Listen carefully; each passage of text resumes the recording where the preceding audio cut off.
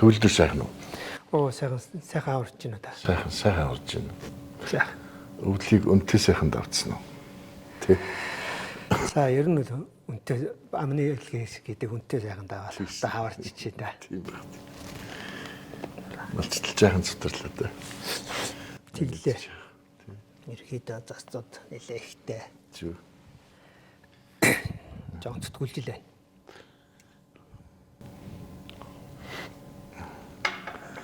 Малчтын аж байдал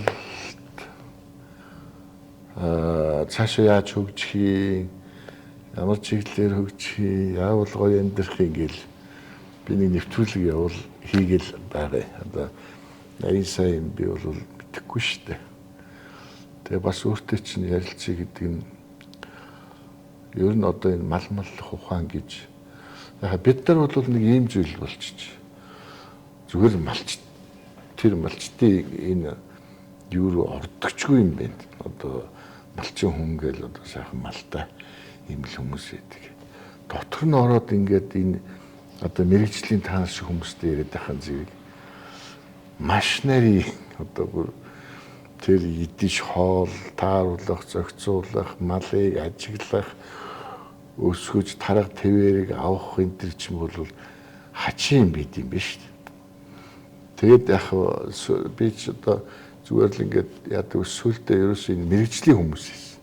Одоо та нар шиг хүмүүстэй ярилцсан зүйл юм байна гэж. Яагаад гэвэл би нэг телевизээр гарах гэдэг одоо биш. Гол нь энэ битэрийн яриаг одоо би өлегтэй сайн ярьж чадвал малчин хүнд очиж байгаа мессеж нэг чухал юм байна.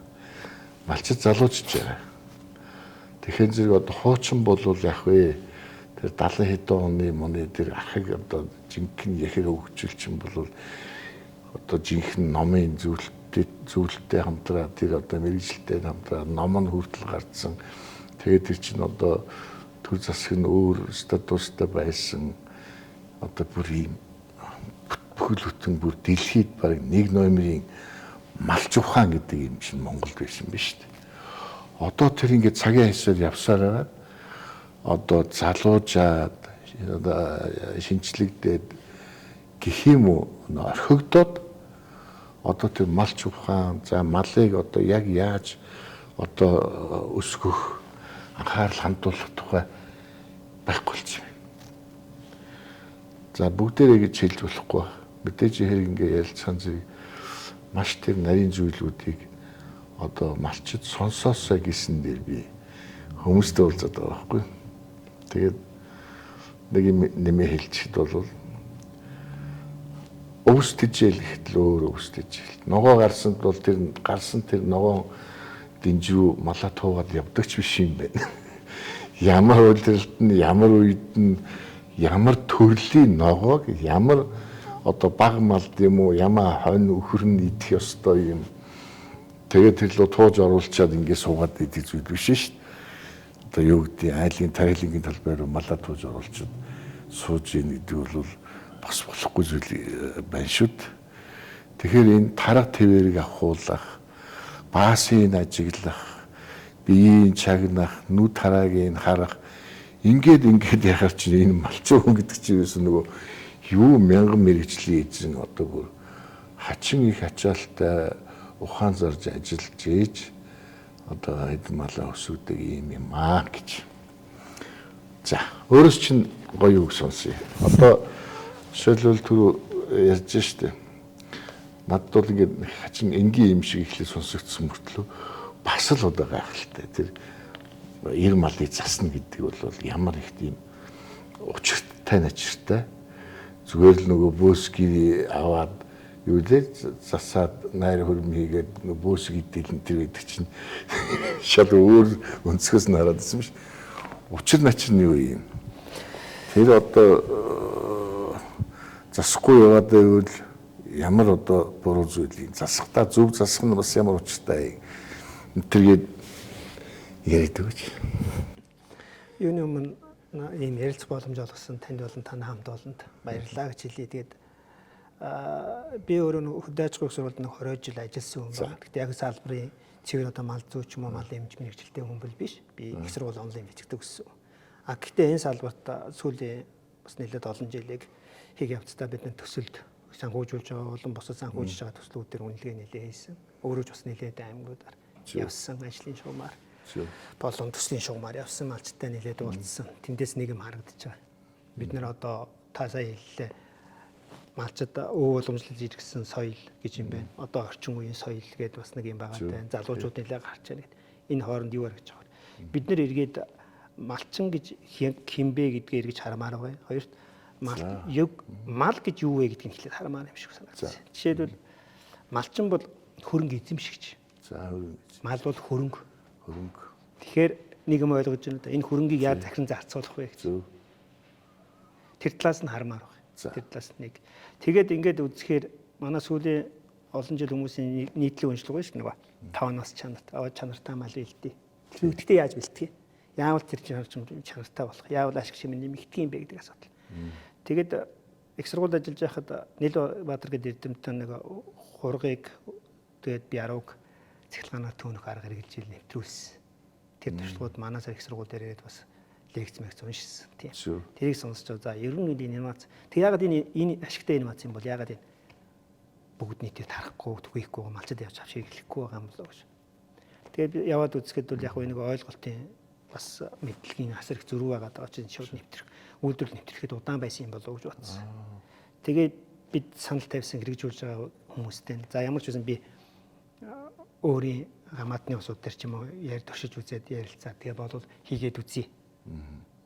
Тэгээд болов энийг олон нийтэд хэрэглээд нэвтрүүлээд үзье гэж анх 2020 онд зөвшөөрлөлт хүрээд тэгээд зөвшөөрсөн. Тэгээд манайх Хинтэй аймаг өмнөдлөгөрийн сумын дээр малчтай нэлээ уулзсан, лекц уншсан, их сургуулийн профессорууд авч очиж яриа таниулах хийсэн нэлээ олон хүлээж авсан ч гэсэн яг хийгдэх дээр 4 малчин л өөрөг зөвшөөрсөн. Тэгээд 4 малчин үрхийн бид нар 400-аад 90 хургийг яг энэ цахилгаанаар төөнөх аргаар хөнгөлсөн. Тэгээд намар нь бид нар зах зээлд борлуулах ажлыг хийсэн. Яг ковидын үе яг болж байгаа үед. Тэгээ эндээс нэг үр дүн харагдсан нь бол эрт гарсан 1 сарын сүүлээр 2 сараар гарсан зарим айлуудын хургнууд намар 10 сарын 20-д гэхэд 51 хэл хүрсэн дээдл. Амьдын жин ярьж шүү. Тэгээ гулууцсан нэг дээдл нь 21 гарантай болсон. Тэгэхээр өөрөөр хэлбэл энэ бол одоо томхон төлөвнөөс том баг юм хоньны чинь болоод явчихж байна шүү дээ. Тэгэхээр энийг энэ бол өөрөө л 10 сарын хугацаа яригдчихэж байгаа. Гэхдээ им хоньыг хугацааг нь бодоод үзэх энэ хоёр зөрөө гарах нь тий. Тэгээд бид нар энийг зах зээл нэрвүүлсэн. Тэгээ би энэ дээр бас зориуд таны асуусан асуултанд хариулахын үүднээс ганц нэг тодруулах хий. Би дахиад хэлье би бол мэрэгжлийн мал зүүж биш. Гэхдээ би энийг хийх явцдаа нэг бололцооны хэмжээгээр олон улсын пейперүүд уншиж байгаа. Тэр утгаараа хэлж байгаа. Тэр нь мал хөнгөлөх нэг 3-4 төрлийн арга байна. За бидний сайн мэддэг хөөхнгийн зүсээд 2 төмсгийг аваад хэрглэж байгаа хавар тий. Будаатай чанаа. За энэ бол бидний уламжлалт арга. За дараагийнх нь болохоор Австрали, Шинэ Зеланд руу нэлээх байгаа энэ хөөхнгийн энэ голцоо энэ нарийн эрзэнээр боочтой. Тэгэхээр нэг цусыг боочж байгаа учраас тодорхой хугацааны дараа өнгөрөөд очиждаг. Ийм арга байна. Англид бол бас нэг хиймэн тариа байдаг. Гэхдээ тэр нийтдээ эргэлдэггүй юм шиг байгаа. Би уншихад бол нэлээд олон газар туршиж үзсэн тийм тариа байдаг юм байна. Дараагийнх нь болохоор бол манайх нь нэлээд хэрэглээд байгаа битүү арга нэг бахиар. Гадна талаас нь бахиар тэр бүх судсыг тасалчиж байгаа. Тэрийг битүү аргаар хөнгөлөх гэдэг. За эдгээр аргууд бол байгаад байгаа. Энэ Нил-Баатарын гаргаад хэрэгжилж байгаа арга бол энэ бол цахилгаан соромжноор гадна талаас нь түлж байгаа. Гэхдээ зөвхөн үрийн сувгийн гадаашаа гарч байгаа үрийн сув 2 сувгийг л 2 гадна талаас түлж. Тэгэхээр энэ бол малд бол маш бага стресс үүсгэж байгаа. Маш бага стресс үүсгэж байгаа. Тийм.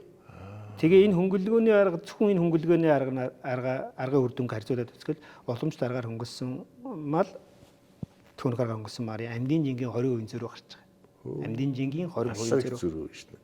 За энэ бол болж байна. За тий. За энэ бол нэг. Тэгэхээр дахиад нөгөө үндсэн зорилго бол ашигчийн нэмэгдүүлэх гээд байгаа шүү дээ. За ямар ч бас нэг ийм хөнгөлгөөний арган дээр ингээ үзэхэд 20% за ашигын зөрүү гарах юм байна гэж харж байгаа нэг. Хоёрт нь мэдээж үйлдвэрлэх байдал. За ашиг шимтэн мал. За тэгэхээр яг манай байгаа мал байгаа газар бол ер нь бол Хинтээ аймаг бол талын цагаан гэдэг үйлдвэртэй өөрөө. За тэгээ малчтайгаа уулзаа та одоо танах ямар үйлдвэр юм бол зөнхөлж байна. Танад ямар хус тавьж байна. Өө айл амьтнаас харж байгаарай томчлоод тавьчихсан. Одоо яг юу гэж хэлэх юм мэдэхгүй. Өөрөөр хэлбэл тэр маань нөгөө үйлдвэр ухсаа сайжруулах бодлого маань алдагдсан. Ер нь зүүн талдаа бол нийтлэг ярьж байгаа зүүн талдаа бол ерөнхийдөө баг үзэмчин ухаан бол нэлээд сайн зөгцсөн ашиг шим өндөртэй байдаг. Тэгэхээр үйлдвэр ухсаа сайжруулах. Тэгээ энэ жил бид нэр суур дээрээ бол цэвэр барга уц тавьсан.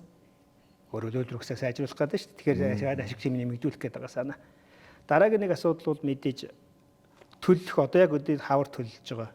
Төлөхөр их маланж, төл маланж их жил муутай ордог. Тэгээ одоо манайхан сүвгээр, үнэний сүвгээр ч юм уу хуураас өгөр өгчаад үзээд нь шүү дээ.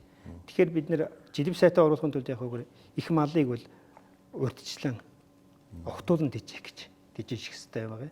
За тэгэхээр энэ дээр бол мэрэгжлийн усууд та нартай жишээ нь мемо бэлдэнд хийж байгаа Бямба доктор эдгээр бол тантай нэлээ ярьсан байх гэж бодож байна. Тэгэхээр дараагийн асуудал бол мэдээж хурга. Тэгээ хурга бол ихээ сүвгээр ам авсан ч гэсэн амлаад тэгээ дараа нь бичээрийн ногоо өстэй орох хүртэл тодорхой хугацаа байгаад байдаг. Тэгэхээр энэ хооронд яах вэ? Тэгэхээр энэ бол гүзээний хөгжлийг сайжруулах шаардлага тулгарч. За энэ учраас энд бол мэдээж ийм эдэмтдийн гаргасан тижээлүүд хэд хэдэн төрлийн тижээл байна. За жишээлбэл дордол мемо гэх мэт ингээд тижээлүүд байгаа. Тэгээ энэ тижээлийн гол үр дүн бол өрөөсөө хурганы гүзээний хөгжлийг сайжруулж байгаа, гүзээний өсний ургацыг сайжруулж байгаа.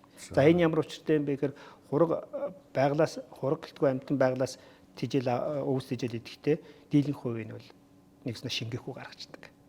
Тэгэхээр энэ шингээлтийг сайжруулах уу юу идж байгаа юм бүрэн шингээж бидээ шингээхийн тулд тэр гүзээний хөгжлийг дэмжих. Том байгаал гэдэг. Чухал. Тийм учраас тэр тижээлээр нарийн амин дэмтэй тийм тижээлүүдээр тижээх нь бол нөгөө байгалийн бэлчээр лөө очиход сэлтээр сайн хэрэглэх нөхцөл үүсэж байгаа. За гэх мэтлэн. Тэгээд дараа нь мэдээж стрессгүй байх түүнх арга тэгээд намар мэдээж тусгаалсан бэлчээр тэгээд зах зээлд нийлүүлэх гэдэг. Иймэрхүү ажлуудыг хийгээл явж байгаа. Ер нь одоо тэр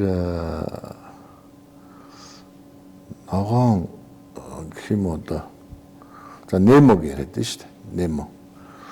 Немэг бол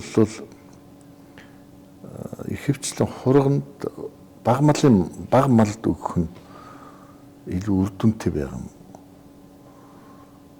Одоо тэр гидсний юуг яана гэдэг шүү. Гүзээний хөгжлийг хөгжлийг сайжруулах нь. Ер нь бол мал жижиг тэр хурга баг төл мал тижээгээд байгаа хамгийн гол нөхцөл нь дөрөөсөө тэр гол зорилго нь гүзээний хөгжлийг сайжруулах зорилготой. Тэгэхээр нөгөө хоолсаа идэхээр илүү таргална гэдэгтэй адилхан тэр нөгөө хоолсаа шингээх тэр авж байгаа үс дэжлийг сайн шингээж чадчихвэл илүү амин нэмтэй болоод өөрөө өсөлт сайжрана л гэсэн санаагаар л хэлээд байгаа. Нэг хоёр дахь нь миний хийж байгаа бас нэг ажил юу байгаа вэ гэхээр малчтын хөдөлмөрийн бүтээмжийг сайжруулах хэрэгтэй. Та анзаарчээвэл манай нийт малчтын дийлэнх хэсэг нь 5 төрлөөс тэмээнээс бусдын дийлэнх нь 4 гушуу мал малдаг. Хурад хонь ямаа гэх мэт. Тэгэхээр бид яагаад заавал хоньыг суйрлуулаад зөвхөн үхэр адуу бишээ зөвхөн хонь суйрлнаа. Нөгөөдөгт нь хамт маллахгүй гэдэг. Бас нэг шалтгаан бол хөдөлмөрийн бүтээмж асуудал. За зөв. За наад чинь. Өөрөөр хэлбэл 4 төрлийн мал дижээгээд нэг нь урт үлийн мал тий. Адуу урт үлийн мал. За тий. За тэгээд үхэр бол харьцангуй. Гэтэл эдгээр нөгөө нэг хүн нэг мал анзаарах хугацаа хоёр тишээ болгож байгаа хугацааг бүтээмжээр аваад үзэх бүтээмжүүд зарлал өндөр байна гэж хараад байна. Тийм учраас бол хонь нь бол хоньо маллыг үхэр бол үхрээ маллаач. За зөвийгээд нэрлэгдээд байсан үед ч гэсэндээ ягаад хоньчин малчин гэж гэхээс илүүгээр хоньчин үхэрчин адуучин гэж ягаад байсан бол дандаа нөгөө ялгаж суйрлуулдаг байсан. Тэгээ урт хөлийн мал, богино хөлийн мал гэж нэрлээд байгаа юм ч гэсэндээ явдал суудлын тааруулах гэдэг шүү дээ. Тэгэхээр тэргээр нь бас ялгаж яах гэсэн үг. Тэр утгаараа бүтээмж яриад. Тийм учраас хонь. За хоёрдугаарт малчтын хийж байгаа ажил дээр ингээл өөрөө очиод ингээд ихээр асар яг үндэ ингээд олон тоо статистикээр өндөр дүнтэй харагдаж байгаа яг очихоор бол 2 гүшүүн юмгөө 2 хүршин настай 2 хүн нэг жоо хүүхэдтэй ч юм уу. За тий. За өрхөд бол ер нь бол айлын бүтц тийм л байгаа. Өдийд бол одоо сургууль яатсан нэг айл болгонд нэгээс 2 хүн л байгаа. Байхгүй. Тэгээ 1000 гармалтай. Өглөөнөөс өдөрт үзээлээ гэдэг үзээлээ. Тэгэхээр энэ бүтээмжийг яаж сайжруулах, хөдөлмөрийн хүний хөдөлмөрийг яаж хөнгөлөх гэдэг асуудал. Жишээлбэл энэ жил бид нар нэг юм хийж байгаа. Шэр Монгол гэдэг байгууллагатай хамтраад хоноо цахилгаанаар хэрэглэх гэж байгаа. Жишээ нь халуун наранд бид нар өөрсдөө байхад хэцүү ш. Тэгэхэд халуун наранд гадаа хон хэргаад, гар айжаар хэргаад зогссох бас чанга штэ. Одоо нэлээд чанга. Би өөр тэрийг хараад хаашилдаг. Би өөр хөрхөөс яг төсөөлөхөс ч хэцүү ажил шүү.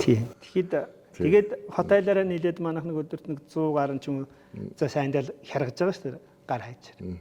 Тэгвэл одоо энэ Шэр Монголын Монгол залуучууд Шинэ Зеландад яг энэ хойны сургалтын нэгээд ирсэн, тоног хөрөмжийг аваад ирсэн. Шинэ Зеланд нэг шилдэнгүүд одоо энэ жил бас ирнэ. Сургалт хийн. Тэгээд тэр сурсан залуучууд маань эрхвшил болж байна. Дэвшил шүү дээ. Тий. Ер нь бол 3 залуу өдөрт 700 байна. Лап гэл ярах шүү дээ. Хоттой нэг нэг л өдөр 3 залуу яриад ярах гэдэг шүү. Одоо яг тийм тоноглолцсон машин хэрэгтэй бүр одоо нөгөө явуулын үйлчлэгийг гаргах хэрэгтэй байхгүй. Ер нь бол тийм. Тий. Одоо тийм ингээл энэ хотод байгаа залуучууд тийм гоё юм хийгээд хөдөөгөр давхиж болж шít. Яг тэр үйлрэл ноосолдог үйлрэл чинь бол одоо халуун дулаан төсөөлө боддоо тэгээ гар хайч гар цэврүүд нь би одоо зах зохийг мэдэн штэ бас ажиллаж явсан. Одоо наад чинь бол ингээл одоо ингээ гоё ярих ийм гоё гарцууд гарч иж байгаа байхгүй. Тийм. Тэгэхээр хийгээр яргаж байгаа тий.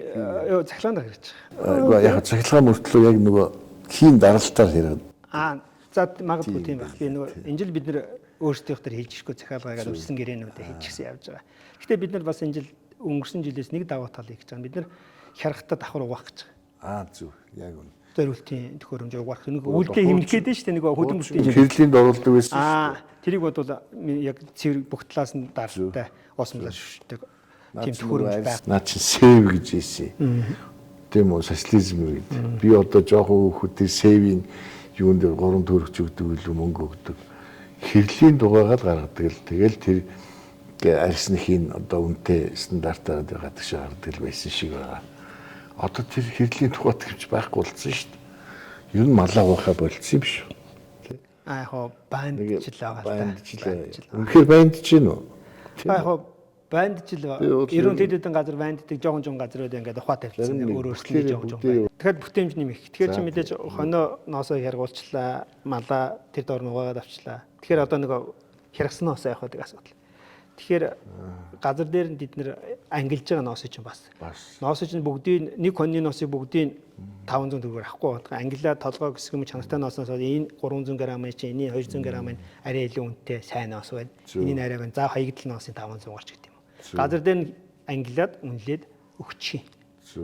Тэр нөгөө ноосны хаягдл гэдэг юм байхгүй. Ямар ч гэсэн үнгүүч гэсэн үнгүүдээ биш энэ байгаа ноосыг үн цэнтэй болгох хэрэгтэй асуудал. Тэгээ хамгийн харамсалтай нь мэдээ Монголд байгаа хэвсний том үйлдвэр эрдэнэт маань ноосоо гаднаас авч байгаа гэдэг мэдээ байгаа даа. Тэгэхээр энэ бас харамсалтай. Гэтэл манай 32 сая хоньтой. Яагаад гэж? Чанар энэ шаардлага хангахгүй байх шиг байна. Дээрээс нь мэдээж тэр чанартай ноос гаднаас судалж авах нь дотоодоо ангилаагүй заваа ноос аваад ангилаад тийм зардлаа бодохоо зардлаасаа л болов гэж би харж байна. Тэгэхээр бид нар цаашдаа яг ингэж цахилгаанаар угаагаад цахилгаанаар хэргаад малаа угаадаг болоод ноосоо ангилдаг болоход бол боломж байгаа гэж харах гэдэг. Боломж байгаа гэж харах гэж. Дараагийн нэг асуудал юу байгаа гэхээр бид нар малдаа малыг хизээ үнэлдэг болох юм бэ? Бүртгэл. Мал махны үнэтэй болох юм бүртгэл. Тэгээ яг манай мал маань хонь маань хоёр талтай хоёр чихэнд ойлонд нь хоёр төрлийн юм ихтэй. Нэг нь болохоор улсын ямиг. Тэр нь болохоор улсын бүртгэл ордог ямиг. За нөгөө талын чихэнд нь болохоор хувийн ямиг буюу манайх FID гэдэг чип одоо машин суулгаад байгаа чип шиг тийм. Чип хийлгэж байгаа. Хийлгэс бүгд. Тэр ямар учиртай юм бэ гэхээр нөгөө хашааны үүдээр ороод гарахад тоолох автоматар. 300 байна гарлаа 200-ээс ирлээч гэдэг юм уу.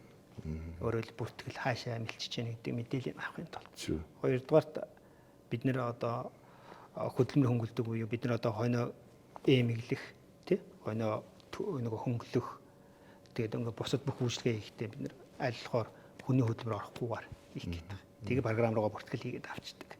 За энэ бол нөгөө бидний яриад гарал үүсэл гэдэг юм чинь.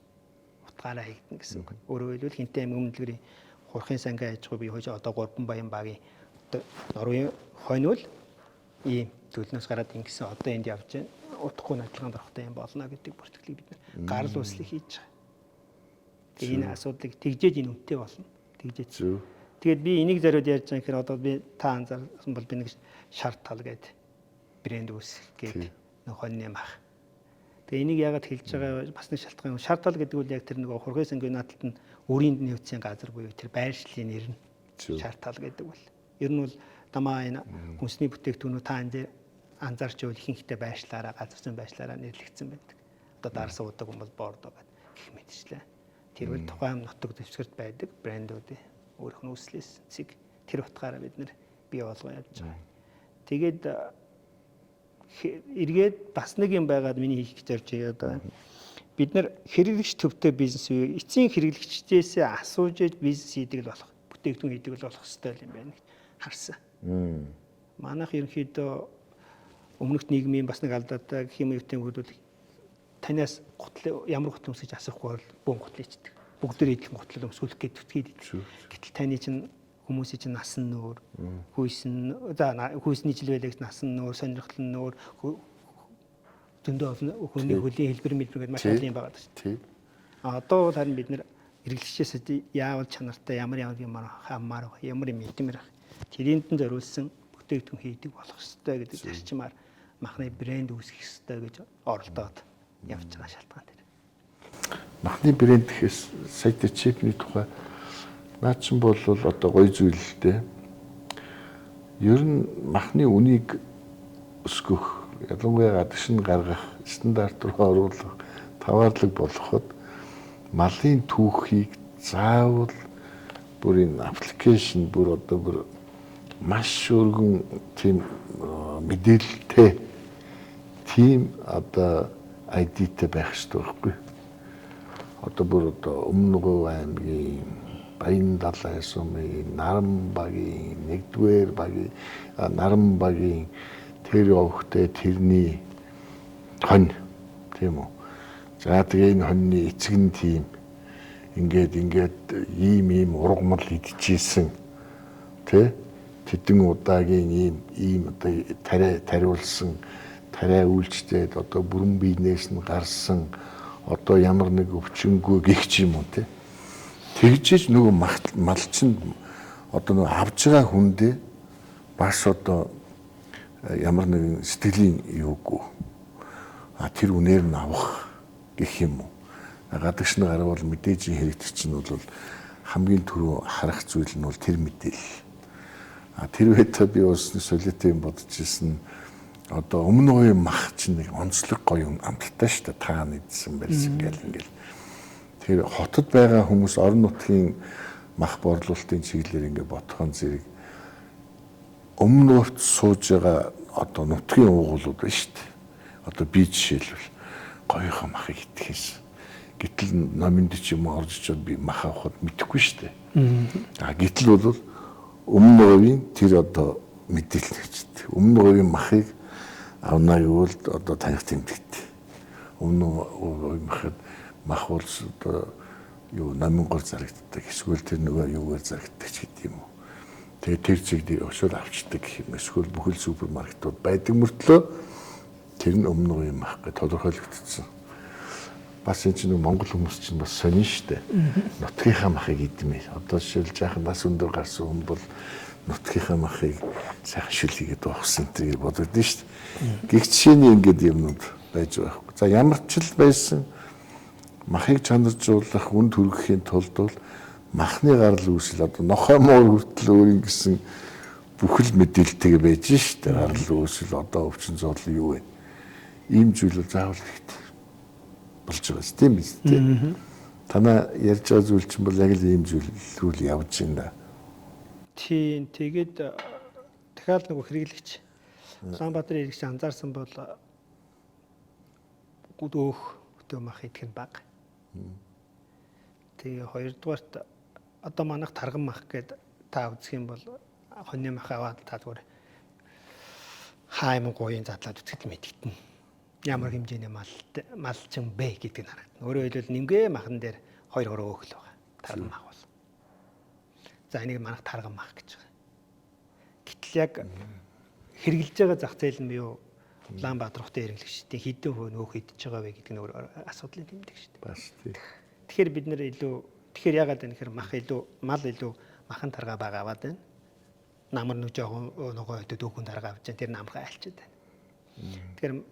Тэгэхээр манай энэ хөнгөлгөөн дээр бас 20% нэмэгдэл гэж энгийн үр зөрүүтэй байгаа боловч яг энэ өөхөн дээр зөрөө гараад. Өөрөөр төмсгийг аваагүй намар нядлах хүртэл аваагүй байгаа учраас яаж байгаа вэ? Төмсгнөөс уург ялгарч байгаа. Уург бол мах болж очиж байгаа. Өөх биш. Тэгэхээр манай махны бас нэг яваад маха өөхөн тэнцүүхэн байгаад байгаа. Хийх өөрөлдөггүй 2 өрөө өөхгүй байгаа л гэсэн үг. Дарган гэхдээ ямар ч гэсэн 2 өрөө өөхтэй биш харьцангуй мах сайн сууж өгч байгаа. Энэ бас нэг давуу тал. Тэгэхээр дахиад нэг хэрэглэгч рүү ганц асуудал тийм юм байна. Тэгээд дараагийн нэг асуудал юу байгаа вэ гэхээр яг таны хэлсэн гарал үүсэл.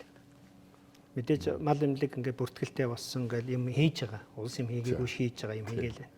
Гэхдээ яг дэлгүүрт ороод одоо дурын дэлгүүрт ороод яг энэ мах нэг QR код нь яг аливаа гэд хэлэхээр ажлын газар байгаа вэ гэдэг нь өөр асуудал. Үнэтэй супермаркет ч гэсэн яг тийм байгаа юу гэдэг нь өөрөө бас бодох асуудал. Мэдээж оролдоод мал эмнэлгийн системийн шилжээгээр хийгээл байгаа. Гэхдээ л арай болоогүй. Яг үнэндээ энэ хизээ хурдан болох вэ гэдэг миний харж байгаа зүг шүү. Манайх нэг 10 хүрэхгүй хувийг л маха үйлдвэр аргаар босруулаад бусдын уламжлалт аргаараа л босруулж байгаа. Өөрөөр уламжлалт аргасан аргаар бэлтгэсэн мах хэрэгжилж байгаа гэсэн. Уламжлалт арга гэхээр та ойлгож байгаа тий. Тэгэхээр манайх бид нэр махын үнэтэй болохын тулд ер нь цаашдаа. Гэхдээ бид нар бас дахиад энэ хэрэглэгчдэр байж хэрэглэгчдийн нэг төрөвчтэй асуудал яригдэн шүү дээ тий. Арай энэ мэдээж эн чинь нөгөө нэмэлт үйлчлэгээнүүд хийгдээд үйлдвэрт ороод дамжлага болгоноор гараад тэгэхээр 1 кг махны үн маань өсөд эхэлж байгаа. Тэгээд тэрийг хэн авах вэ гэдэг асуудал. Тэгээд цаашдаа мэдээж мах үнэтэй сайн болгохын тулд гадаа зах зээл нэгт хэрэгтэй. Яг гадаа зах зээл чинь дахиад таны сая 4 ирсэн чинь нөгөө гарал үүсэж байгаа нүгэ танаа энэ эрүүл үү стандарт хангасан уу гэж эхэлж байгаа. 20 цэрийн дэглэм мэлэм гэх нэг шодлын юм яригдана л та. Тэгээд үнэтэй зарахын тулд бид нэр ийм бүртгэл өөрөө л тэр хийгдэх ёстой.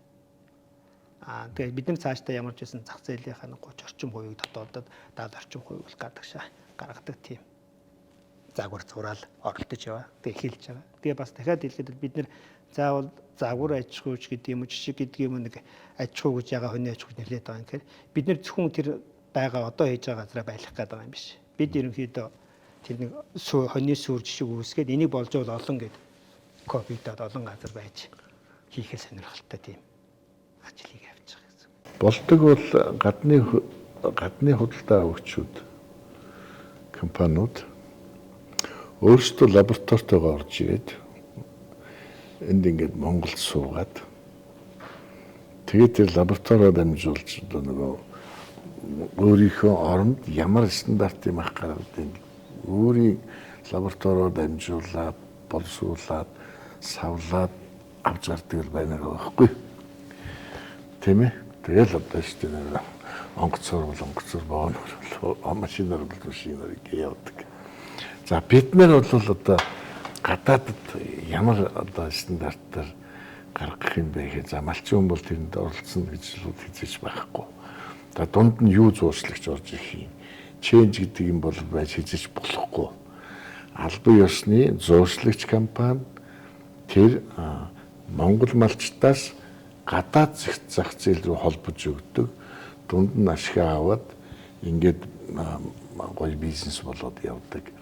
Тэгвэл тэр байгууллага нь бол бүхэл одоо нөгөө аюун цэвэр лаборатори бүх стандартын савлгаа мавлагыг бүгдийг хийдэг юм гоё цогц тийм л зуршлагч гарч ирэх ёстой болж байгаа байхгүй. Бусдаар бол гадаад зах зээл рүү малчид өөрсдөө гаргана гэж байхгүй. За нэг нөхөр орж ирээд гадагшаа гарганаагүй гэл байх юм яагаад тийч маш нэр одоо мал гэдэг амт хүний хотод руу эрүүл мэндтэй холбоотой хүний үгүй юу гэдэгтэй ч холбоотой зүйл шүү дээ. Эрүүл байх хэрэгтэй. Стандарт гэж юм байх хэрэгтэй. Тэгэхээр энэ дээр бол хэн дуртай нь хийх. За мэдээж хөрөнгө мөнгөний асуудал гэдэг зөндөө юмуд харагдаж байгаа байхгүй. За дотоод бол яах вэ? За дотоод бол за ядаж аль аймаг гэхээ мэдэхгүй байя гэхэд одоо залуу хүмүүс чинь дэлгүүрт ороод бид нар бол махны үе мүе харж байгаа ингээд сонгоод авчих шүү дээ. За энэ их зүйл мах байж магадгүй. Ядаж малын авах гэж байгаа малынхаа QR код уншуулад тэр малын насыг мэднэр байгаа. Залуу мал мэдээж мах зөөлхөн бид. Тийм үү? Хэд бол одоо мах цагийн мах авлаа гэдэг хачин одоо жишээлбэл хөгшин хатуу махтанд таарч яара сундраа хот тийм тохиолдол бид нар ч гэсэн таардаг шүү дээ. Ирээ чанал идэхин зэрэгс дийлдэхгүй эзэн шиг юм байж байгаа. Гэхдээ энэ QR кодыг ашиглаад юм хөгжсөн. Энэ дээр асар их мэдээллүүд яадаг хүн төвтэй нуцаа гаргаад ингээд жиг уншууллаа. Тэгээд тэндээс мэдээлэл одоо тэр хүний л хувийн өөрийнх нь сонирхол шүү дээ. Гэхдээ ихэнх хүмүүс тэр өөрөө идэх гэж байгаа учраас тэрнийг заавал хийх л баг. Ер нь л ихэнх хүмүүс уншуулна да. Тийм. Тийм энэ жилүүд манайх махаа үйлдвэрт бэлтгээд Япон технологиор өндөр температурт ингэж цэвэрлэгээ хийгээд эвдээд Монгол аргаар хайрцаглаад гадна мэдээлэлээс гадна QR кодтой хүн гар утсаараа уцаад хизээ тусгаарлсан вакцин хийсэн үү хийгээгүй юм уу хизээ эвлэлд орсон одоо яасан танд хизээ хүрчиж байгаа юм бэ мэдээлэл гаргаж өгсөн. Оролдож л байгаа. Тэгэхэд вакцин гэснээс ерөнхийдөө дэлхийн чиг хандлагч бас нэлээд өөрчлөгдөж л байгаа шүү юмнууд уншаад байна. Тэгээ яг бид нар ерөнхийдөө нөгөө лампч нэлээд оны настай мал хуурга тий өөрөөр 10 сар үүсээд зах зээлд нийлүүлэх гэж оролдож байгаа учраас хэрэглэгчтэй бид нөгөө вакцин хийгээгүй гэж хэлж байгаа. Тийм учраас гадар дотор шимэгчдээ салах хэрэгтэй. Нэгдүгээр утгуулга дотор шимэгч гадна талаас нь угаалга хийгээд гадар шимэгчдээ салгачвал мал нэгдүгээр өсөлт сайтай байгаа. Хоёрдугаар нөгөө эрүүл ахуйн шаардлага хангах. Тийм учраас бид нэр үйлжүүлэх шаардлага учраас вакцин дэх шаардлагагүй байна. Тэгээд тусгай мал тусгай бэлчээгээд. Тэгээ энэ дээр бас нэг ойлголтын зүрх гараад байгаа юм л да нөгөө нилээч маргаа дагуулаад байгаа шиг хүмүүс. Эрцэмцэн мал, премиум мал, Монгол уламжлалт мал гэж ингээд ялгаад. Тэгэхээр бидний нэг юм зөв ойлгох хэрэгтэй. Биднэрт ингээд бидний юм гэдэг явахаар хүмүүс маш их эсэргүүцэж байгаа нэг шалтгаан бол мэдээж уламжлал. Би энийг үгүйсгээгүй. Энийг үгүйсгээгүй. Хоёрт чи эдэн малын маань ингээд хачих гэж байна үгүй. Яг фермерийн аж ахуй буюу тодорхой хэмжээний гадаад байдаг нэг тодорхой гашаан дотор байгаад ээж байгаа мал бол нэг өөр. Манай уламжлалтыг ойлгож байгаа нүүдлийн сайдаар явж байгаа. Гэтэ ч одоо баг нөхгүй байгаа шүү дээ. Яг үнийг хэлэхэд. Бидний хийгээд байгаа юм бол уламжлал яг нүүдлэг гэдэг ч юм уу яг уламжлалт мал маллага нь хിവэр. Ганцхан мал алгаан дотор бид нэр мах тэр малыг мах сайжруулах байдлаар илүү сайн чанд таваарлаг мах гаргахын тулд тэр хонь дээр үйлчлэг хийж байгаа. Нэг бид нар бас нэг юм ойлгох хэрэгтэй. Хонь хагас үйлчлэм мал. Хичээ тэрнээсээ өндөр ашиг авах гээд байж. Яд тэрийг яг зөв бүтэн хоолтой дарга твэрэг сайтай болж өгөл жоохон сэтгэл хангалуун гэдэг юм уу нөгөө 50 стресс багтай малаа байлгаж байгаад ядлууд энэ чинь өгөөж нарийн өндөр болно гэсэн санаа шүү дээ. Гол нь тийм л юм. Тэрнээс л бид нэг ингээд хашаан даваад шийгээл зөвхөн ферм явах шиг болох гэж байна хөөа гэл. Тэгээ бид нэр бас нэг ойлголтын зөрүүнүүдээ бас засаж яахгүй бол ингээд олон талын ойлголтууд байгаа даа л да хүмүүст. Уламжлалт ирсэн мал аж ахуй явдгараа л явна. Одоо тэгэхээр бодох байх. Оо чи миний эдэн малыг бүгдийг дуусгах гэж бүгд хургын идчих юм шиг байна. Үгүй шүү. Монгол улс 32 сая хоньтой. Тэгээ хамгийн харамсалтай энэ тооцоог яагаад хийсэн юм бэ гэхээр хугарлын цэг гэж энэ бизнест ашиг алдаг хоёр тэнцдэг нэг юм цэг. За. Тэгэхээр бид нар хугацааны үед аваад үзэхээр хонь олон улсын ингээд зах зээл нийлүүлж байгаа хугацаа гарахаар ерөөсөө 10-аас 12 сар л байгаа байхгүй юу? Хугарлын цэг тэгээд унж ийн гэсэн. Тэгэхээр бизнес хийж байгаа улсууд тэрнээс хойш ерөнхийдөө хасах руу орох гэж шаардлагагүй тий. Ашигаа идэх гээд байна гэсэн санаа шүү дээ. Тэгэхээр гэтэл бид нэр тооцоо хийж үзчихлээс л дээ бид нэр тэгтэл ерөнхийдөө зах зээл нийлүүлж байгаа хамгийн ихний богино хугацаа нь 18 сар өрөлтөлөг. Наадмын үеэр нэг зах зээл нийлүүлж тэгээд ингээд наамар гэдэг. Тэгээд дээшээ 24 сар болоо явчихж байгаа. За тэр цагаан сараар явж байгаа ууц мууц бол дорой 48 сар шүү дээ. Зөө. Тэгээд бодохгүй юу. Тэр хоорондох зардал гаргаж байгаа зардал ингээ хоёроо тооцоороо өсөр зөрүүт байгаа. Тэгээд мэрэгжлийн биш зүгээр хүмүүстэй яриад очиад за би нэг 10 сар тэжээгээ зах зээлд нийлүүлж байгаа. Нэг за 150 мянгаар зарлаа гэж бодъё. Та 24 сар болголоо гэтээ нэг 170 мянгаар ч юм заараа. Тэгээд боддоо одоо аль нь ашигтай байх вэ? Үйлж өгөх нөгөө малын зардал юм хоригдол ингээд өвчин зовлонгаа олон юм тооцоод үзэх юм бол аль талаасаа эрсдэл нь багасах хэрэгтэй. Тэгэхээр би малчтаатай одоо бас нэг яриад малчтай хийж байгаа юм дээр миний хийж байгаа юм дээр зөвшөөрж байгаа ганц шалтгаан авах. Эзэн засгийн харуулж байгаа. Таны нэгж бүтээгдэхүүний зардлыг та 10 төгрөгөөр авчиад 11 төгрөгөөр зарах юм уу? 10 төгрөгөөр авчиад 9 төгрөгөөр зарах юм уу? Гэдгээ л мэдгийж байгаа. Тэгэхээр нэгж малын маллах зардлаа тооцоос урчвал хүн хараад эн чинь яаж чадсан зардлаасаа илүү зарахыг хичээнэ үсттэй. Тэгэхээр тийм болох хэрэгтэй гэж хараад байгаа. Наач одоо аюул чухал зүйл. Би бол одоо ингэж харж байгаа байхгүй. Малчд бол зүгээр тоол харж. Одоо жишээлбэл сая хэдэн сарыг зарцуулаад нэгж мал дээр хэдэн төгрөгийн ашиг олж байна. За энэ ашиг нь одоо над таалагдчих юм уу? Энэ одоо тэр их хөдөлмөр шингэчээд ийм хэмжээний алдагдaltaй байна уу ч гэх шиг ийм тооцоо гараад ирж штэ гарна штэ энэ ч угаасаа энэ чи энэний төлөө л одоо ажиллаж байгаа учраас. А гэтэл бол малчт маань одоо зүгээр л одоо 1000 малтай л болчих. Тийм одоо жишээлбэл 1000 мал дотроос би нэг малын ямар хугацаа зарцуулж ямар их хөдөлмөр ямар тэжээл зардал гаргаж иж одоо хэдэн төгрөгөөр зарж байна гэдгийг тооцохгүй. Зүгээр л одоо 1000 малаас за 500-ын зараад нэг портер авчих. Ердөө одоо нөгөө нарийн тооцоогүй яваад байна шүү дээ. Энийг ийм зүйл. Энийг одоо манай малчд бол одоо өөрсдийнхөө хөдөлмөрийг нэгдүгürt үнэлж байгаа. А зөв үнэлүү. Одоо нөгөө бодит үнэлүү. Одоо бид нар хэлийн 5000-аар өгөөд байгаа чинь өөртөө зүгээр бараг одоо дахиад 5000, 100000-ын алдагдaltaй зараад иж магадгүй байх нь шүү дээ. Тийм байна шүү дээ. Тэгэхээр зэрэг нөгөө өөрөө нэг малыг ямар зардлаар яаж ямар хугацаа зарцуулж байгаа гэдэг чинь ингээд цаашаа яваад хөөсөөр яваад миний энэ 1000 мал бол буюу энэ дотроос энэ хон гэхэд бол ийм зардлаар 150,000 төгрөг эсвэл 170,000 төгрөг бодиттой тийм дотор нь ажлын хон хөлс тэжээл хоолных нь мөнгө бүгд орцсон надаа энэ ашиг болж байна гэж нөгөө тэр ашиг нь өөрийнх нь амьдралд зээлээ төлөх амжиргаандаа зарцуулах мөнгө болж хуурж ирж байгаа байхгүй. Тэгэхгүй одоо манайх одоо жишээл би их бүтүүлгээр ярих юм бол бүдүүн тохиолдол явж шít. Зүгээр ингээд нэг хөлнөөс нь татж гарч ирэл за 100-аар 100-аар 700 юу гэдэг 200-аар авч гэдэг юм уу. Одоо эмэлтийн амьд малын ханш болвол нөгөө олон малчид цуглдсан байдаг учраас тэндээ жижиг өрсөлдөөн гарч байдаг шиг байна. Тэгээд тэн дээр чинь одоо жинхэнэ нөгөө малын үн чинь янз бүр болдог. Гэхдээ хүн нөгөө ихэнхнэл зайлвал мөнгөний хэрэг болцсон учраас тэр тэнд зарж байгаа малны үн бодит биш байдаг байхгүй юу? Яг үндэ бол дандаа мөнгөний хэрэг болцсон.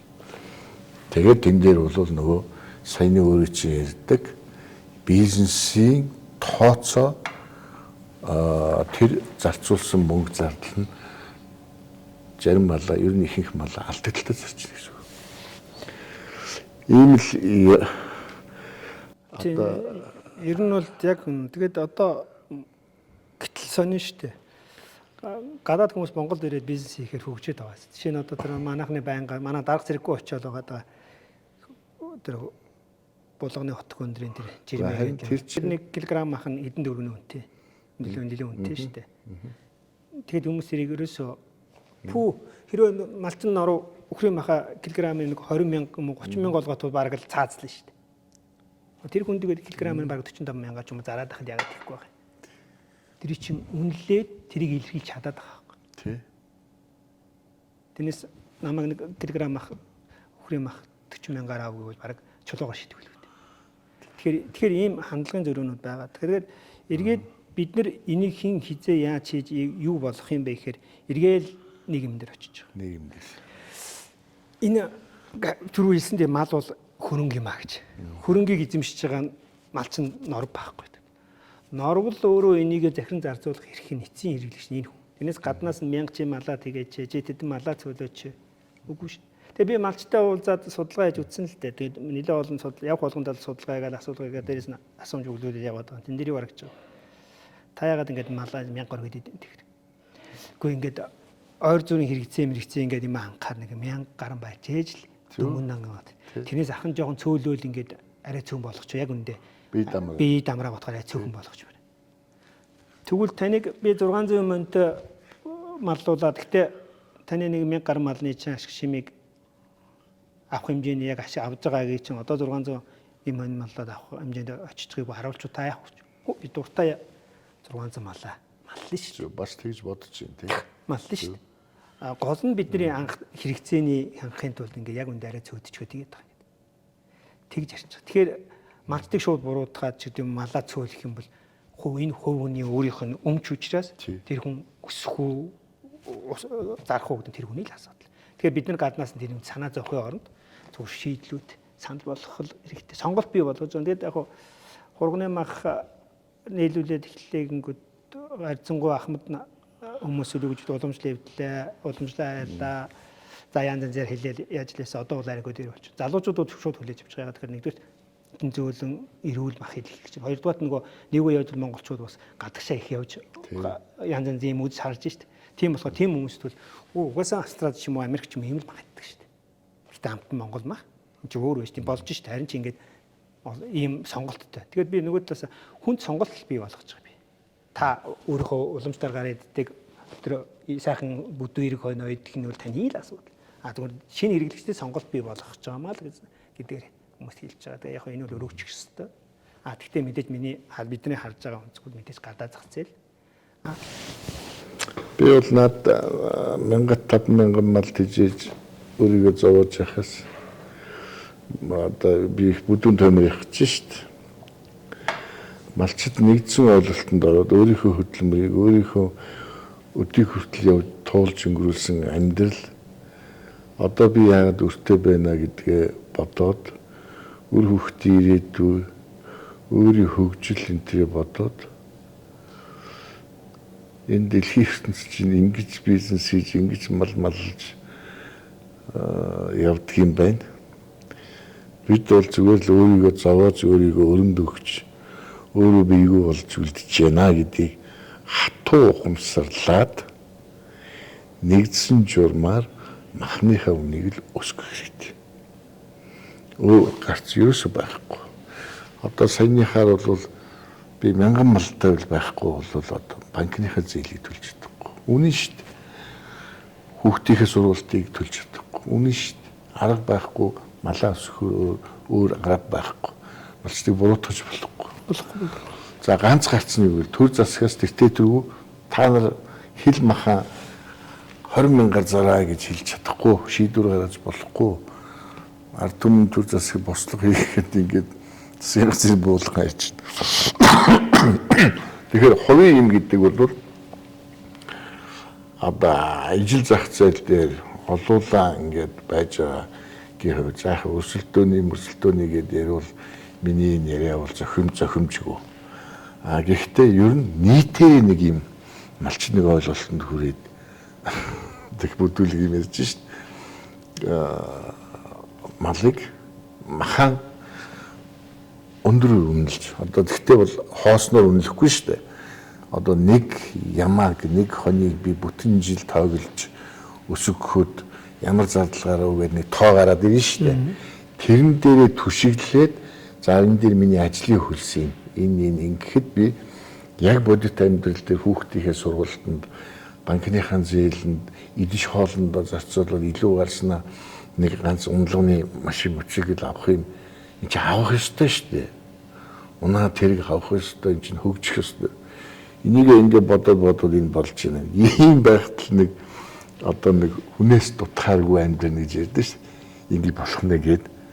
Тэгээд хоорондоо одоо нөгөө өвгсөн хуйлдаж үнэ нэмлээ гэдэг шиг юм бүтүүлгээр орох нэг арга байхгүй юу? Яг одоо өөр арга байхгүй бас төрөөс махын өсгөж болохгүй. Малчид шууд одоо хятад руу хоноо жижиг одоо хөдөлж яваачаад өгч чадахгүй. За ингээд юуг харах вэ? Эмээлтийн үнийг л харна. Жил болгон тийм байсаар л ирсэн. Ийм зүйл. Тэгэхээр хамгийн хорон муухай зүйл нь үр дүн юу болж хөрж ийнө гэвэл нөгөө саяны өөрөө чи ярьдаг тэр малыг өсгөх гэж ямар зардал гарсан бэ гэсэн чинь яг үнэндээ тооцч үзээгүй учраас аль хэдийн өдий зардал гаргачаад өдий үнээр бүр өдий алдагдaltaй зараад яваад байна шүү дээ. Энэ дээр нэг хэд хэдэн шийдлэл хийх ёстой гэж би харж байгаа. Нэгдүгээр одоо бидний ярианы дийлэн хэсэг нь хон дээр аваад зөвхөн тураг мах буюу нэг улуул махал яриачлаа. Цаа чин ноос гэдэг юм байж, ноолур гэдэг юм байж. Ноолур гэнэ үчлэр ноос байна, нэхий байж байна, арьс ширнэ, толгой ширнэ байж байна. Дахиад тооцохгүй байгаа нэг юм байна. Амьд байгаа үед нь ашиглах бүтээгдэхүүн өөрөөр хэлбэл сүв. Бид нар энийг яг үнэндээ малчд малаас авахгүй байна. Саахгүй байх гэсэн шалтгаан байна. Саагаад хийх ажил нь нөгөө бусад зардлаараа нөхөгдөхгүй байгаа учраас гэдэг байна. Телеграм сүү, хоньны сүү яа тий 1 литр сүү зах зээлийн аншид нэлээд өндөр үнэтэй байвал хүн хоньоо саана. Мөн биз? Тэр үнэтэй адил тэр асуудал.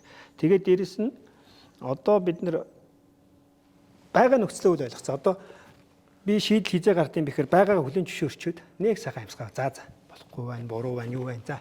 За одоо яах юм? Гэж суугаар шийдэл гардыг юм болов гэж хараад байгаа. Тэгэхээр ямар ч үсэн нөхцөл болохгүй. Тэгвэл яах юм? Нэгдүгээрт Европын зах зээл рүү манах арьс ширээ гарах боломж нээлттэй байна. Ямар үед гарах юм?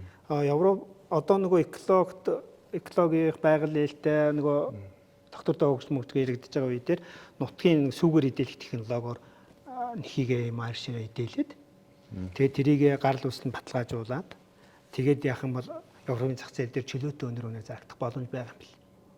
За нэг алах. Хоёр дээрх цаа түрүүний ярьсан шиг ноосыг ангилдаг тэгээ сайжруулдаг болох хэвээр асуудал яригдж байна. Дараа нь бид нар яг үүндээ толгой, шир тэгээд нөгөө дотор гидс чинь үнэгүй хаягддаг байгаа байхгүй. Тэгэхээр нөгөө бүтээгдэхүүнээс зөвхөн махнаас бусдын бид нар мөнгө олгож чадахгүй байгаа учраас улам хямдхан болоод. Би төрийг юу хийгээсэй гэж боддог вэ гэхээр хөдөө аж ахуйн сайд өхрийн эмийг ярьж байгаа цаа дагуулгын зөв болооч хийдэг ажлын хүрээнийх нь асуудал биш байхгүй. Би төрийн тэр зам хөдөө аж ахуйн яам бол би юун дээр илүү анхаарах хэрэгтэй юм болоо гэж боддог гэхээр гадагшаа зах зээл дээр мах зарах гад гаргаж чадахгүй бол тэр гадаад зах зээл ямар шалгуур тавих вэ? Ямар юм хангачвал чиний махыг бид нар гадаад зах зээл рүү холбож өгөх нээлттэй болох юм бэ гэдэг шалгуураар тавьдаг ч юм аа. Тэгэхэд хувийн аж ахуйн нэгжид тэр шалгуур руу аваачаал хийнэ. За нэг ийм шалгуур хангацсан багт би энэ махыг энэ арьсыг энийг гаргаж чадна гээл юу нийтээрээ зүтгэн шүү дээ. Дороод гарна. Нэг асуудал. Хоёрт нь таны дахиад хэлж байгаа юм. Хөдөлмөр би дахиад л ярьж байна. Хөдөлмөрийн бүтээмжийн асуудал гэж байгаа нэрээс хамт. Одоо би жишээ хурах гэдэг тосхны буюу 3 баян гэдэг баг 160 өрхтэй малч өрхтэй. 85 мянган малтай.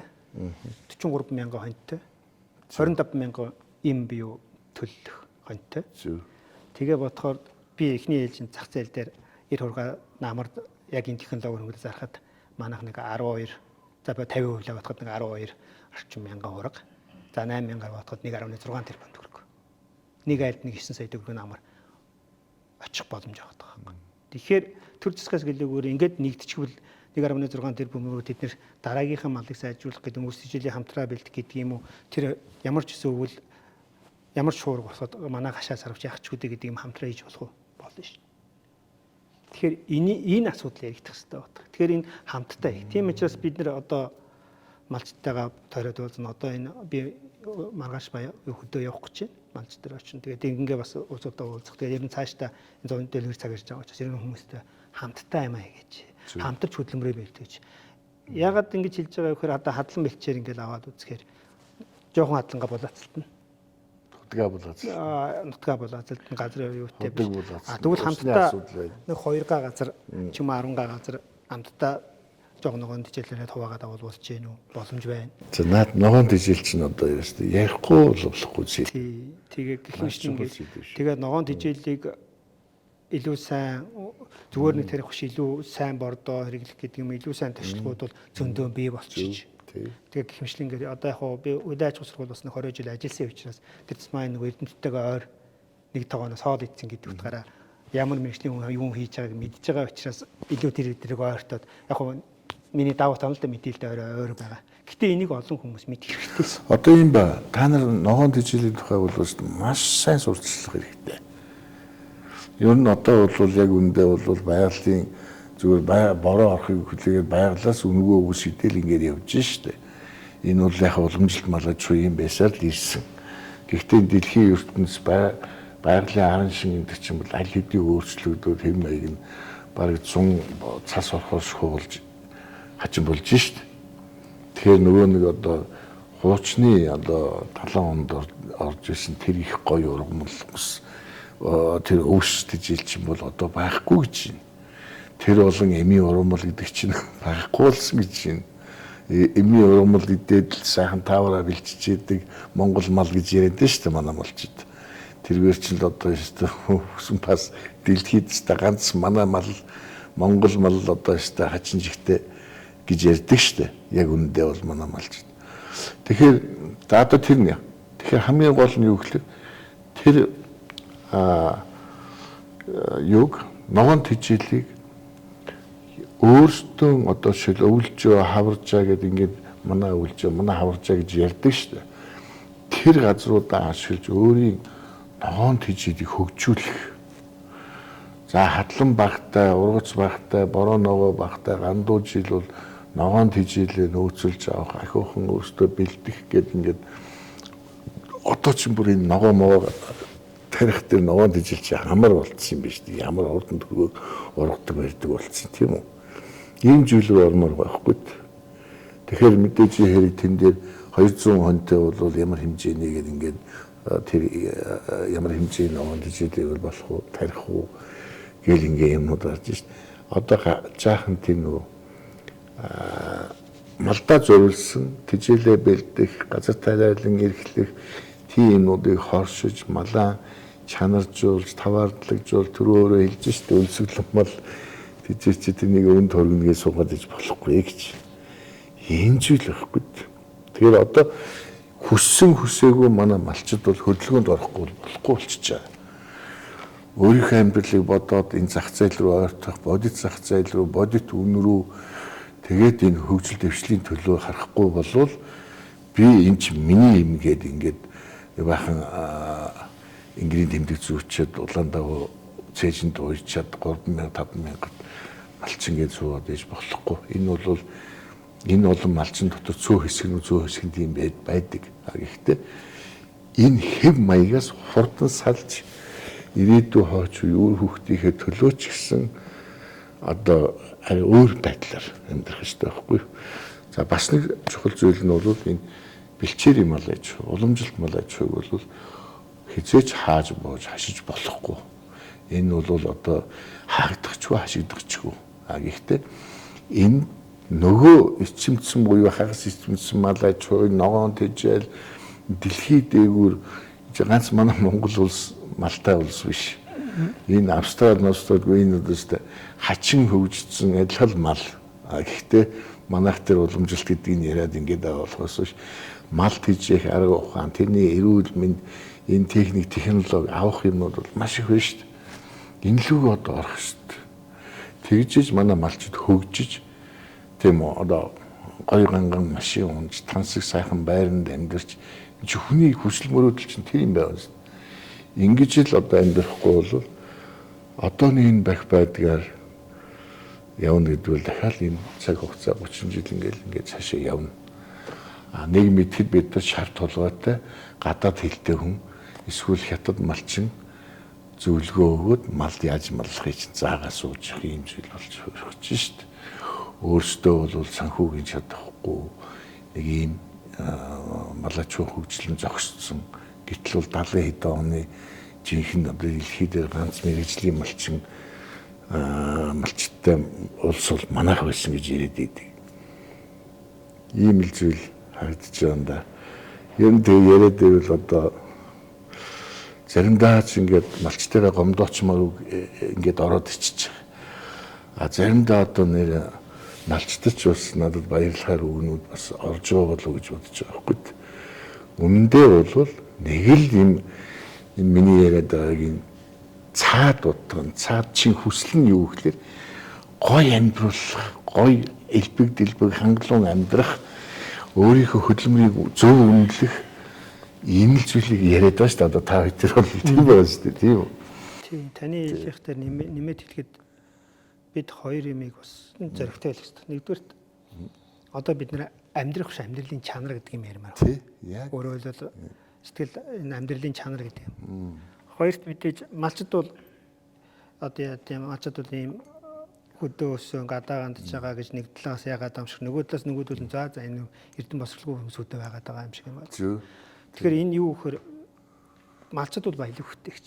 Зөв. Тэрийг ойлгох хэрэгтэй. Тэрийг хүндэх хэрэгтэй. Компани захирал гэхдээ мэдээж би баялаг хөтэйгч юм чи намайг баялаг хөтэйгч хийсэнгүү гэдэг байгаа биш. Тэрийг боддоор үнэлүүлэх хэрэгтэй. Зөв. Тэгэхээр энэ чинь өөрсдөө тийм юм хийх хэрэгтэй шүү дээ. Хоёрт мэдээж амьдралын чанар гэдэг юм сая дахиад яригдэж байна. Амьдралын чанар хангагдана гэдэг чинь нэг орон нутагт амьдралын чанар хангагдах уу анхан шатны хэрэгцээг хангагдаад эхлэхээр өөрөлдөө бидний зовлон болоод байгаа энэ өөрөлдөө хот руу нүүж байгаа нүүдэл багасна. Би энэ жил бол маш санаа зовж байгаа нэг юу гэхээр нэлээд олон аймагт зуудын байдалтай нэлээд олон малчд малгүй болж байгаа тоологдуулаад нэлээд олон тооны хүмүүс хот руу цөв суурин газар руу нүүх үедээ гэж нүүс. Одоо ч нүүжил байгаа байх гэж бодож би яг стад шууд хараагүй учраас Тийм. хэлж мэдэхгүй байна. Тийм харагдаж байна. Батраас бол олон малчд хот руу орж ирсэн. Тэгэхээр эргээд хөдөөд яаж малчдыг байлгах юм бэ? Тэгэхээр бид нар дахиад нэг юм бодохтой мал ярьж байгаа боловч мал их юм малж байгаа уу? Малчин буюу хүн. Тэгээ бид нар эхлээд хүнээ яах вэ гэдэг юм аа. Нэг номерын асуудал ярих хэрэгтэй. Өөрөөр тэрэнд байгаа хүнийг яаж чанартай амьдруулах, яаж илүү мэдлэгжүүлэх, яаж шийдвэр гаргах тийм зөв болгох вэ гэдэг асуудал. Ярьж ижил бид одоо энэ хөдөө аж ахуйн салбарт бүтээмж нэмэх өгдөггүй шингээх. Дотоод нэг төдий эзлэх хувийг өндөр болгох юм боломж байх болов гэж харж байгаа. Тэр нэг л зүйл одоо харагдчих. Одоо Монголын засгийн газар хүнс хөдөө аж ахуй яам энэ малчтад бүр тусгайлсан хууль дүрм үн цэн өвөр Монголд нэг хон ямар асар олон тооны зөрүүтэй үнээр зарагдаж байна уу? Тийм бас энүүхэн хятад улсад асар үнэтэй байгаа хоныг энэ эмээлтийн хятадууд нь бүр шалтаа буусан үнээр аваачаад тийш нь дамалт зараад байгаа нүдэн дээр ил байж шít. Тийм байна. Түүхий эдийн. За үний хувьд тийм юм. Тэгэхээр манай мэрэгжлийн багш маань профессор маань хэлжсэн л да бид нар уулзалтыг явьжсэн чинь. За би нэг тижээлийн журм орн нэлээ сайн үзэж байгаа. Ямар ч гэсэн нэг 400 хэлхүү татуулчлаа шүү. Би бодвол шүдлийн болов гэж бодсон. Шүдлэн байс болов хязаалын болов гэж бодсон. Ер нь бол топ хэмжээнд авааччлаа шүү. Өөтөө мундаг өштэй гэсэн чи. Хичмээр хил харахаар яг ийм нас ижил насны малыг надад ч 800 өргөд байгаа шүү гэж байгаа байхгүй. Тэгэхээр л бас зөрөө байна тий. Монгол улсын засгийн газар зөв бодлогоор зүгээр хийх хэрэгтэй байхгүй юу? Худалдааны хэрээний л асуудал шүү дээ. Тэд нар яах вэ? Тийм үнээр авахгүй л гин биз. Хэсэг хугацааны дараа авж л дараа хэрэгцээ нь байж л шүү дээ. Тийм үү? Тэгэж ингэж яг малчтын тухай бүр ингэж маш том асуудал байхгүй. Ингэж л орохгүй бол төр засгаас хамааралгүй байгаад бол одоо ингэж малчд бол зүгээр ингэж маш хэцүү байдалд орлоо шүү дээ. Яг үндэ бол одоо нэг сайн зүйл нь бол хотын улс шиг өлсөд өгөхгүй дээ. Өлслөл гэхгүй юм одоо малан хагалж идээд ингэ байж болно. Гэхдээ тэр айлын хөгжил бол зүгээр зогслоо. Тасварлаа. Ийм байна. За үндэ бол яаж ч бодоод хятад гэж улс одоо малын ширээр хүртэл юм хийдэг улс шүү дээ. Тэгэхээр Монголын шир хятад хэрэггүй байна гэж хязгаарч байхгүй. 70 үйлдвэр одоо арьс ширний үйлдвэр Монголд ажиллаж гардгаар гарч ийн гэж шүү дээ. Зүгээр л гарч байгаа. Гэтэл бол төр засгийн тэр үйлдвэртэй хятадын үйлдвэртэй чинь хамтарч ажилладаг.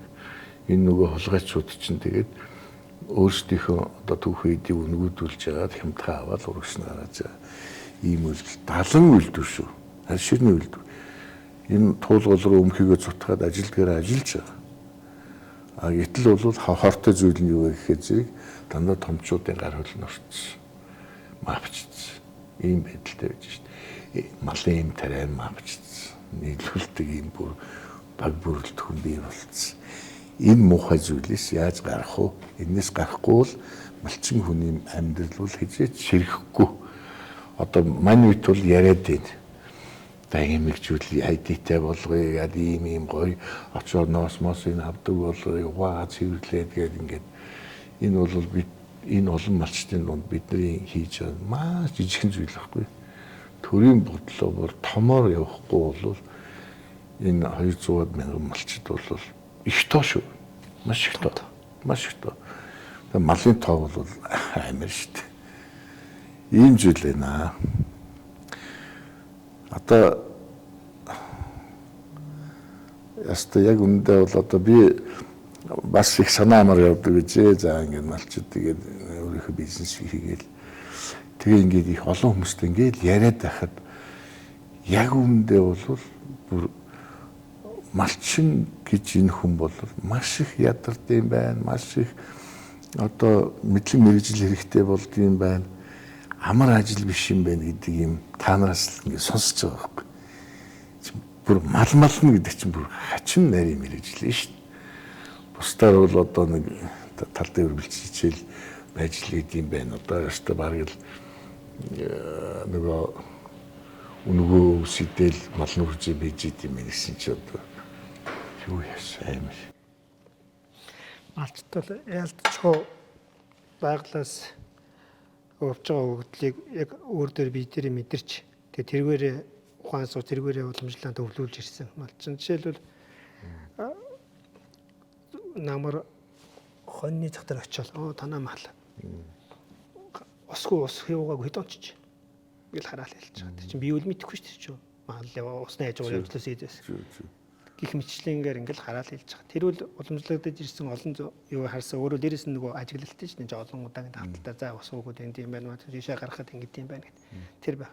Би малчтай ингээ уулзаад ирэхэд чим би танарт мал маллах гэж арга ухаан маханаа чи заах гэдэг. Би юугаас тийм мэдгүй. Зүгээр малаа яаж илүү үр ашигтай байлгах юм. Тэгээ болж өгвөл хөдөлмөрөө арай хялбарчлан ийдүүл. Тэгээ болвол зах зээл дээр арай илүү үнэтэй заарыг.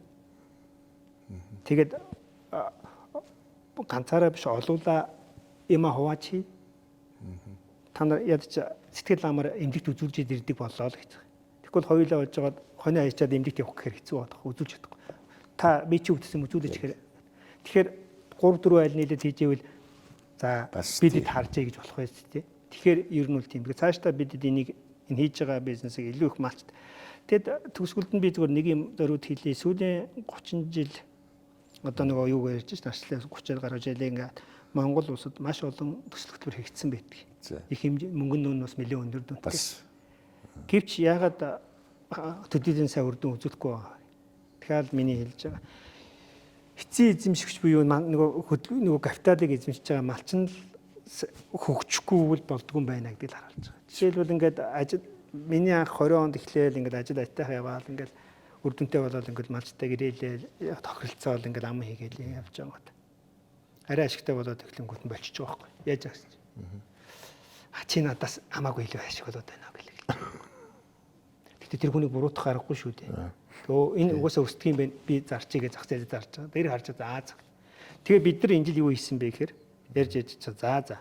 Малчтын өөрийнх нь ишг сонирхолд оролцсон л шийдвэр гаргалтанд оролцсон юм хийх юм байна гэж бодоод бид нар одоо манай загвар юу гэж малчтын хөрөнгө оруулсан компани байна. Тэр компани бол 5 малчин 100 малаа нийлүүлээд гэдэг юм уу тий. Гэт 20% эзэмшиж байгаа. Жишээ нэг малчин нэг 20% эзэмшиж байгаа бол та ашиг олсон ч 20% аавн алдаг төлөөс нь 20%-аа эрсдлийг дааш шүү. Тэгэхээр малчид эндээс өөрөөр хэлбэл шууд дараа жил энэ норуу ашигтай юм чинь бий байлиг гэхээс илүүгээр хамтдаа хөгжиж гэдэг. Тийм учраас бидний ийм заагвар хийж үзээд энэ жил бид нар малчтын хамтарсан компани. Тэгээд одоо хүмүүс ирэх манай компани гэхдээ энэ бол малчтын босгосон хамтын хөрөнгө оруулалтын компани шүү. Гэдгээр ийм жишээ бас нэг заагвар гэх юм уу өөрөөр бас нэг хувилбар хийгээд явж байгаа. Би бас энийг соёлын үр дүнтэй байх болов уу гэж харж байгаа. Сток. За баярлалаа. За баярлалаа танд. Тэг зөндөө одоо ингээд ярил гоё юмнууд байж байгаас одоо жишээлбэл би өөрөөс чинь тэр маадал хөнгөлөх тухай гихтэл одоо маш нарийн зүйлүүд байж 20% жингийн зүрх гарч яана гэх чинь л одоо гайхалтай зүйл байна шүү дээ.